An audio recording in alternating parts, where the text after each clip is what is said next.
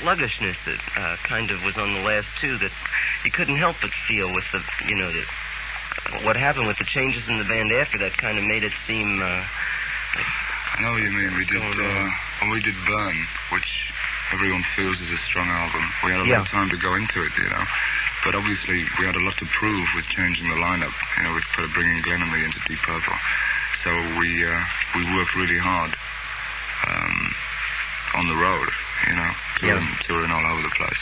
And then Stormbringer was kind of a rush job by comparison? Stormbringer, yeah. There's still a lot of good things on it, but the songs, it could have been a lot stronger if we'd had more time, because some of the songs are really good things, Yeah. But a lot of them were sort of rushed together, unfortunately.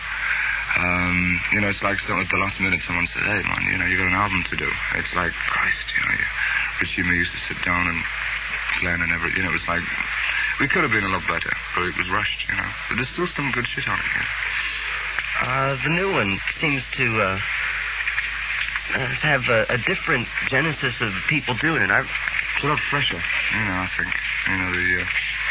I was quite surprised to see how much Tommy had helped write the songs.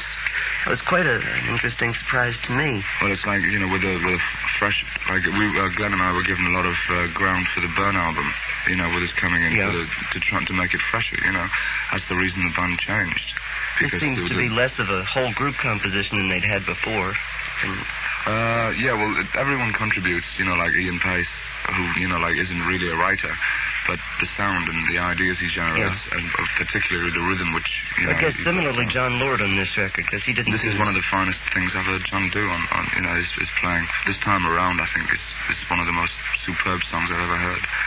And everything on it is like played by John, other than the vocals. That Hendrix song, Come Down Hard on Me, you saying you had hoped the band might cut a version of. Yeah, I love Hendrix, and that song's one of the best I've heard, but it was like done at a time when he was a bit out of it, from what I gather.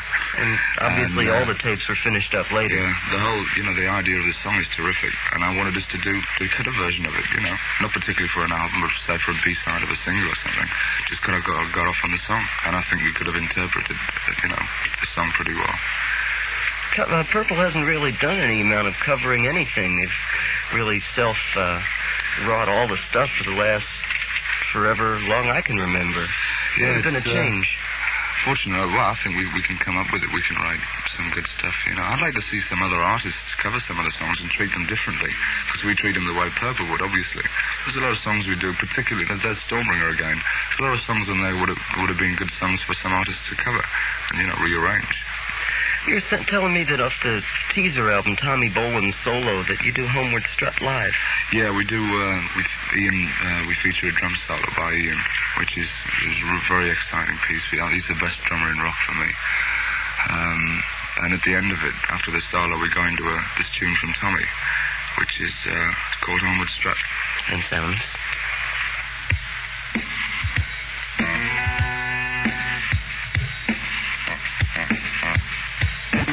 Bruce. By Airto Moreira from his new album, Identity. I don't know if that was the one you heard, but it's a good tune.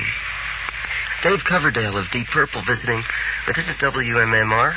I'm Michael Tearson, if you were wondering. If you weren't wondering, I'm still Michael Tearson, and he's still David Coverdale. You're going to be doing a solo, I understand, after this tour's done. Yeah, we got some time off. Tommy's going to be doing a tour to promote his album with a couple of musicians. And we got some time off before we start recording the next Purple album. So everyone's going to be involved in solo things. I've got a couple of musicians out of a band called Snafu. Right. Which I hope to be using. I want to try and get Tony Ashton and a couple of cats, and because I've got some songs that are like very band Little Feat sort of things, which don't really fit into the identity of Deep Purple. And it's just to get it off my chest, Do you figure you might slip in a cover or two on your solo? Of other songs. Other songs, yeah. Yeah, there's a couple of like Bobby Bland things. I'm very into blues, rearrange them like up sort of thing, I'm really excited about it. Getting in there, see if I can do something on my own. You know what I mean? Yeah. Like everything I've done so far has been under the umbrella of Purple, and I've had like the strength and experience to draw on, and hopefully I can put it to some good use, for myself. All right. I think we'll zip into another purple tune. We were talking about the Super Bowl, and you said I maybe ought to dedicate Getting Tighter for the Steelers, who I'm rooting for today. As not much of a cowboy fan, except in the movies. Of course, I went to see Snow White yesterday, and I was rooting for the Queen. I went to see Sherlock Holmes last night, and I was rooting for Madeleine Kahn. Root. Well, let's play the record, shall we, then? By Tommy Bolin, who is now a member of Deep Purple. Would you tell him the story of how that came about? Was it you that suggested Tommy? Yeah, it was just we drew up lists of guitarists we'd like to work, have a glow with, and Ritchie decided to call it a day. And I put Tommy on my list. I'd never knew of his connection with the James Gang. I just heard his work on Billy Cobham's album on Spectrum, which really, which blew me out, I didn't know if he was like 68 or whatever, like this stable of musicians on the East Coast. I didn't know what he looked like. But I really got off on his playing. So I got our agent in New York to find out where he was. I found out he was living about five minutes down the road from me in Malibu, So we got together and had a blow, and it was like magical. Everyone got off on it. It was ridiculous. So it clicked, and musical history was made. Indeed, yes. How to identify the station is WMMR in Philadelphia.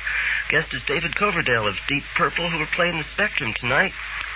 And with Nazareth, it starts around 8 o'clock. I think tickets are still there at the door. Yeah, all the lovely ladies come down. Yeah. And it should be a real good rock and roll show. It's the first real concert of the year for 76 in Philadelphia. Yes, our bicentennial tour. Yeah. 200 years of Deep Purple. I'll bicentennial myself. Well, yeah, you said it. But you said, yeah, sure. You said I ought to dedicate this one, Lady Love, to Mr. The Nose himself. Love Child.